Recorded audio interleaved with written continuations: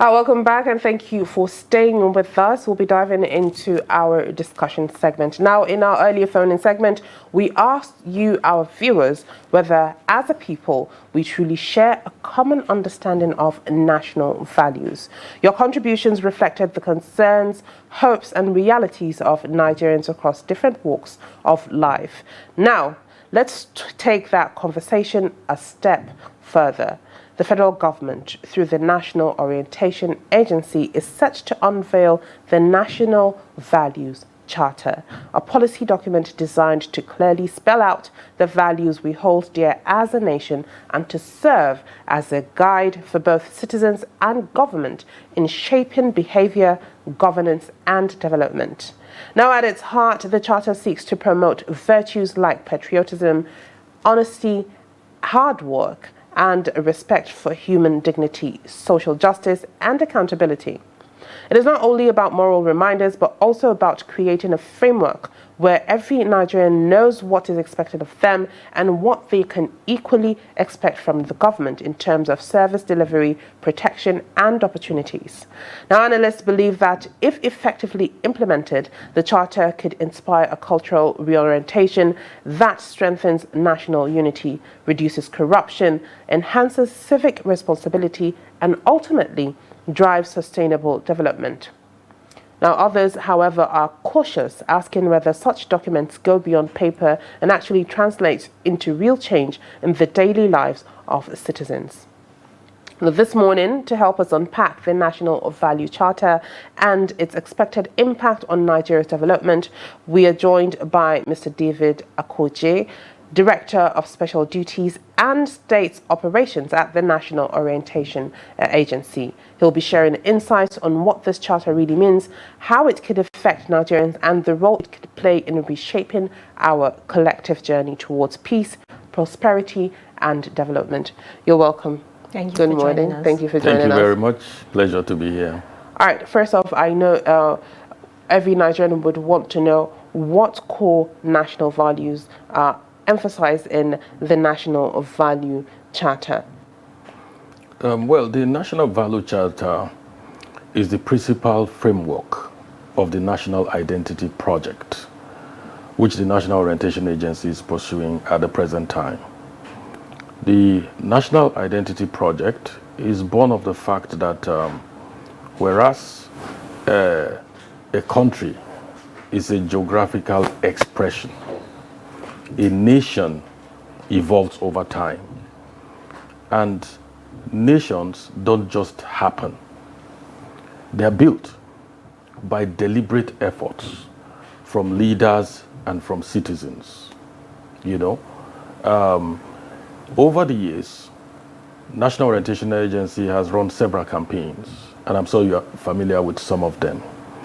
Campaigns aimed at instilling values, yes, because values and ethics are a critical component of the 1999 Constitution as amended in Chapter 2, Section 23. But we find that we're still struggling towards nationhood. And part of the challenges around that is in the fact that we have not been able to build a common identity that all of us can rally around, and that derives from our cultures, our religion, and that have universal application across our preferred fault lines, So at this particular point in time, under the leadership of Larry Issa Onilu, our current Director General, the National Orientation Agency is pushing for a Nigerian identity project, the lack of which has made even the international community to misunderstand us and define us by the worst amongst us, who are fewer than the majority, that go outside this country and do negative things, cyber crimes, fraud of all kinds and all of that. So the National Values Charter is the driving framework for the National Identity Project. All right. All right, then let's look at core values. Can you walk us through, highlight the major key core values on the charter and how they are expected to shape the conduct of both citizens and the government? Okay. The National Values Charter is a reciprocal charter. Charter means agreement. It means you and I are going to give and take, to achieve a predefined objective. So the National Values Charter is a reciprocal agreement between Nigeria, and I deliberately use the word Nigeria. I'm not saying government, or leaders, or any of those mundane terms that people like to use when you're on a conversation like this. So it's a promise that Nigeria, our country, will make to its citizens. Now, you may want to wonder why perhaps I'm not referring to government or to leaders and all of that. It's because leaders and governments are transient. They come and go. If you reflect all the way to 1960, we have had several governments. We have had several leaders. We have had people who were not leaders before, but have become leaders today. We have people today who are not yet leaders, but will be leaders tomorrow.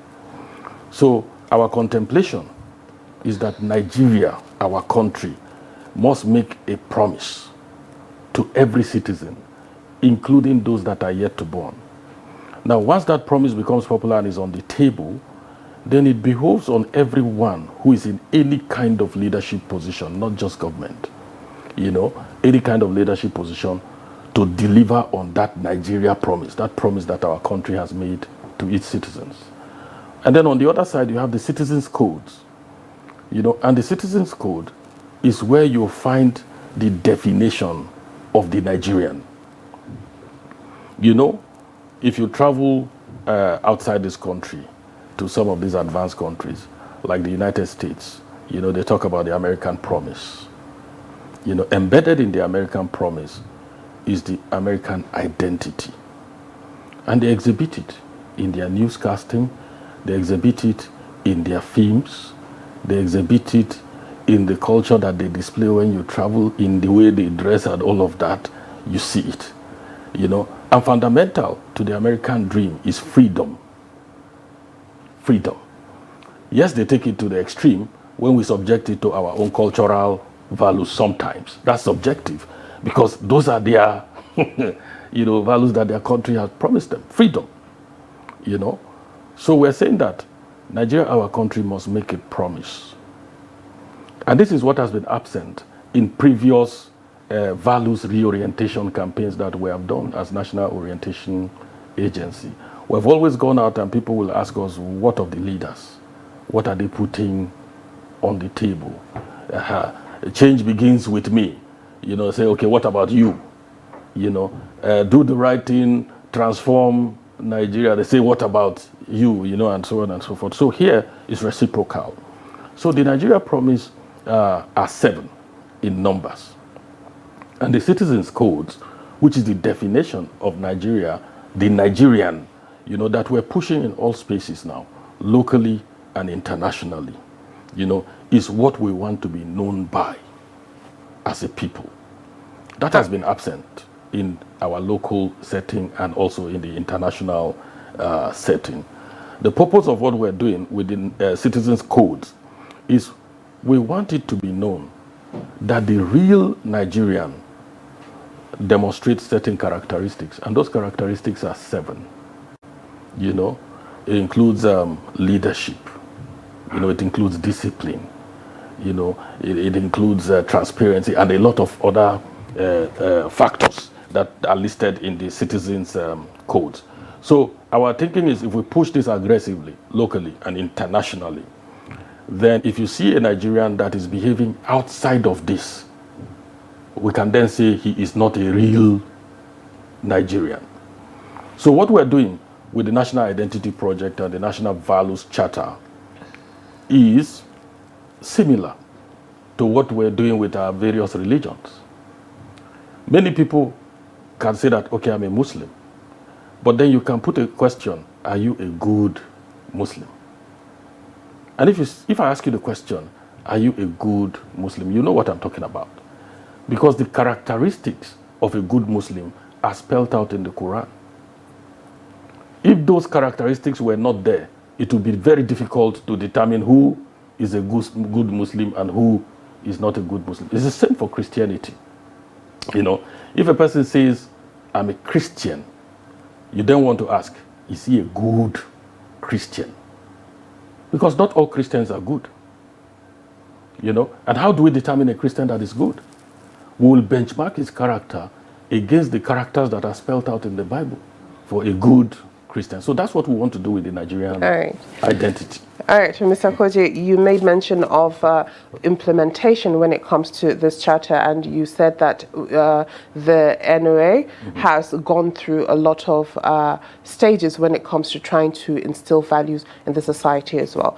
All right, and a lot of Nigerians would ask, okay, if I'm supposed to do good and uphold my values, what of the people that are in government? What of the people that are the leaders?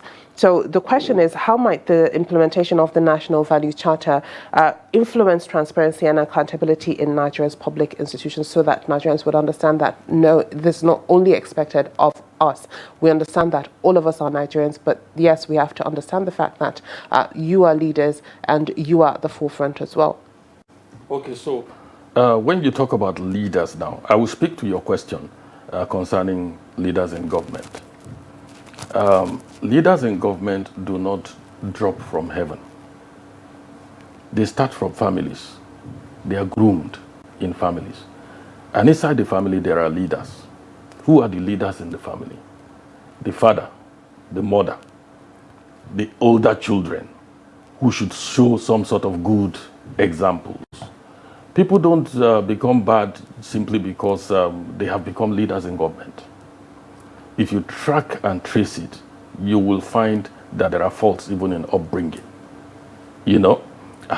So yes, what we're doing with this is another thing we noticed that was a gap in previous attempts to sensitize on values and then to carry out campaigns, and which made it not to really catch on, but we're addressing it now, is we discovered that the values were not institutionalized.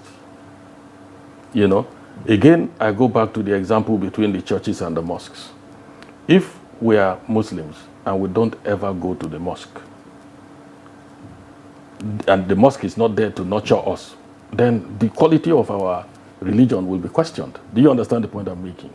So we have taken the values, National Values Charter, into institutions. We have embedded it in schools' curriculum. We work with Federal Ministry of Education. And the National Values Charter, as I speak with you, is already embedded in primaries 1 to 6 and just 1 to 3.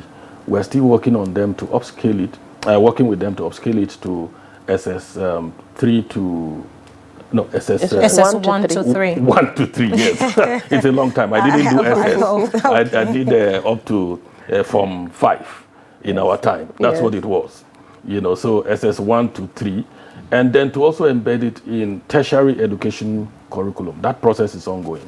But to address your question on leadership, the Federal Executive Council have approved that before you go into any elective post in this country, National Assembly, Governor, House of Reps, State House of Assembly, Councilor, all of this, that you must first go through a training on the National Values Charter.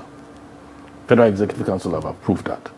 And we're working with various stakeholders to ensure that indeed this takes off, you know, and begins to happen. The more people are exposed to the contents and the elements of the National Values Charter, the more they get to know, you know, about it, and then the more they can live it. Now, while training them, National Orientation Agency will also let them know that you will be measured according to the provisions of the Nigeria Promise. So in everything that our leaders do, our citizens now know. In the same way as a Christian, you can say, you are not following the 10 commandments. And that means you are not a good Christian. We can then say, you are not following the 7 Nigeria promises. And because of that, you are not a good leader. Today, if we say somebody is not a good leader, it's a bit loose. You can't pin it down to specifics. And if the person says, why am I not a good leader? Say, because you are not demonstrating equity.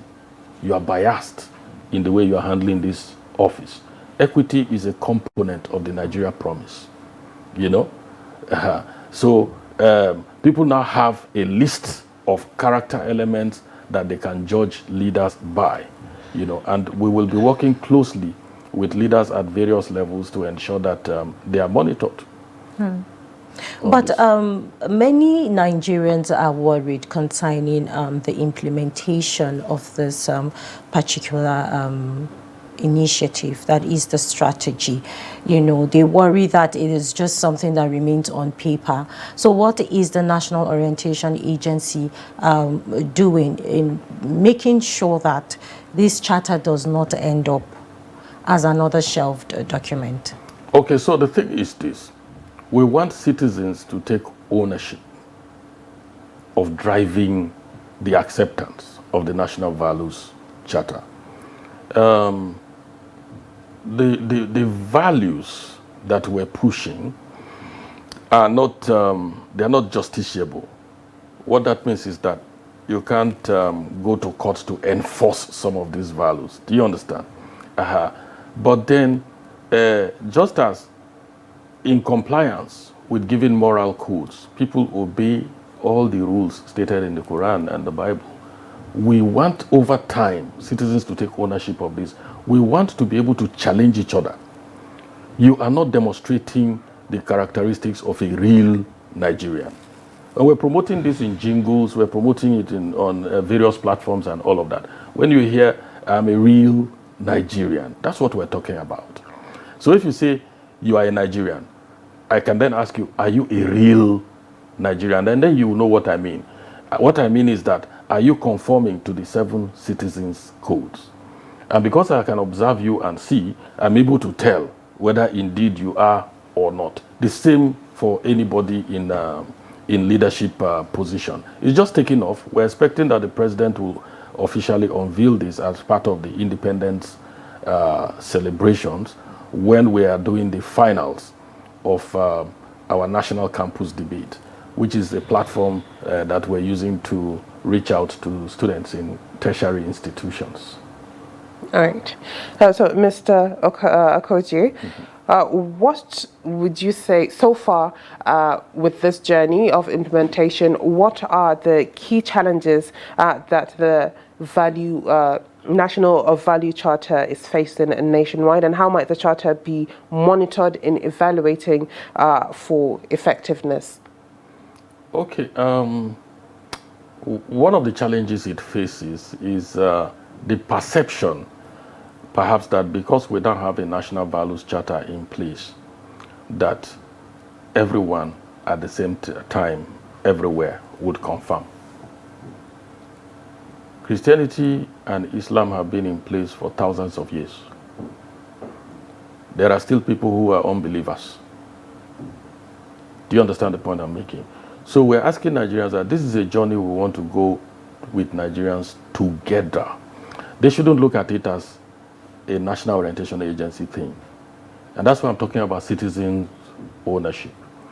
All the other campaigns that we have run before have fizzled out with the governments that brought them. We don't want that to happen with the National Values Charter. And that's why we're not attaching it to any government. It's not carrying any government slogan on it. You know, do the right thing, transform Nigeria. That was the slogan, government slogan during the period of President Goodluck Jonathan. Change was the slogan during the period of President Muhammadu Buhari in the first term. And now it's about hope, renewed hope. But you see that it's not featuring anywhere in our conversations around the National Values Charter. And we're not saying that it's a government promise. We're saying it's a Nigeria promise, because Nigeria would outlast every government and every leadership. They will all come and go, and Nigeria will still be Nigeria, will still be there. You know, so the challenge we're encountering is, well, people want things to happen immediately and overnight. It's not going to happen like that. It's going to take time. It's going to take a lot of pushing on all of this institutionalization, platforms, that I've been talking about. It's already in the school's curriculum from, like I told you, from primary 1 to 6 and JS1 to 3, and we're pushing it for SS1 to 3 and tertiary curriculum also. So all of this will take a bit of time. In terms of monitoring and evaluation, it's up to us as citizens, once we know the elements, you understand? And we're making these elements known across board to all stakeholders. Once we know the elements, you and I can assess each other and say, you are not a real Nigerian. And then you would know what I'm talking about. I'll say, okay, you are not practicing this element of the 7 in the citizens' codes, and you need to go and work on it. All right. Mr. Akoji, we've seen or we've heard a lot of bad reviews when it comes to values of Nigerians. And let's look at it as, on a broader scope when it comes to the economy and development. Do you think that with this national value charter, there's a potential when it comes to a benefit to Nigeria's economy? Absolutely, yes. Investors are looking for environments that would provide integrity, honesty, fairness, and certainty. Nobody wants to invest in an environment where you think the people have no values. You understand that you can trust them, that they don't pay much attention to the issues of integrity, of hard work, of dignity in labor. So, and this is practical. If you go to countries like Dubai, one of the things they have going for them is the fact that that environment is largely dependable. If you go into a supermarket and you drop something, you can come back and pick it. Somebody will not say that God has blessed them because you forgot your property in a given place. I've had experiences outside of this country, one very recent. I think it was at the airport in Washington. I forgot my phone, my mobile phone. And I was distressed. I was about to board. And if you know how these airports are out there, it's like a whole city. Where you buy your tickets is extremely far. You take train to get to boarding bays and all of that. So I started trying to see how I'll get this phone back. I was rushing to see if I could get back to the place before the flight takes off. It didn't work out. So I came back, and as I was entering my flight, the man at the gate said, "This phone belongs to you. It was brought from the ticketing point." And I took it with great excitement. I hugged him, and he couldn't understand why are you hugging me? It's your phone. I'm not dashing you a phone. But he didn't understand the psychology from which you were coming I was coming. You understand? So when people have that perception, international perception, public perception is critical to investment, and investment leads to national development. So if amongst ourselves we have trust, we have confidence, and then we together believe in mutual coexistence, there's respect for human life, investments will naturally come, and then development will follow. All right. All right, then. So briefly, our time is almost up. I just want to bring to your attention that I've seen several campaigns from the National Orientation Agency, but I'm a little bit disturbed because I've not seen, campaigns in different languages, campaigning for, giving out the education concerning values. I mean, what is going on? Why is the agency not focusing on, having different campaigns in different languages? With the diverse with culture, the diverse culture that we and have. languages we Absolutely. do have. Okay, how many language stations do you watch? But then how many language radio stations do you listen to? But then at least we should have Absolutely, a couple with of different campaigns with ways that. of disseminating this So the information. point I'm making here, and why I ask you that question is because indeed, Star Times Television, they have many language channels. We're on all of them. All right. We're also working with about, at the last count, about 205 radio stations across the country. Many of them speaking in various languages. All our messages go to them. We have them on a platform. So once we develop new messages, we put in there, they pick it, and they are our partners.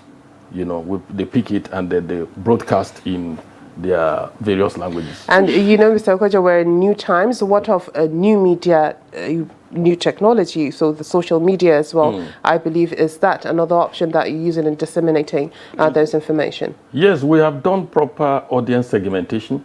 We are aware of the fact that our audiences do not have a uniform preference for messaging platforms. Right. Some people watch Trust TV. I do. Some watch channels. Some watch AIT. Some watch Arise TV. So we're on all of this, you know. And then some prefer radio. Some prefer social media. Even in social media, some prefer X. You know, some prefer Facebook. Some prefer Instagram. Absolutely. You know, and so on and so on. So we're in all of these spaces. All right. All right. Thank you very much, Mr. Akoji, for being here and, you know, giving us more insight on the new national charter that we should expect to see everywhere and, you know, initiated by all Nigerians. Thank you so very much. All right, that was Director of Special Duties and States Operation at the National Orientation Agency for shedding light on the national values charter and its potential to reshape Nigeria's future. Now, clearly, the success of this initiative depends not just on the government policies, but also on the commitment of every Nigerian to uphold the values that bind us together. As we reflect on today's conversation, the big question remains, are we ready as a nation to live by these values for the sake of our collective development? Daybreak will continue shortly. We'll be right back.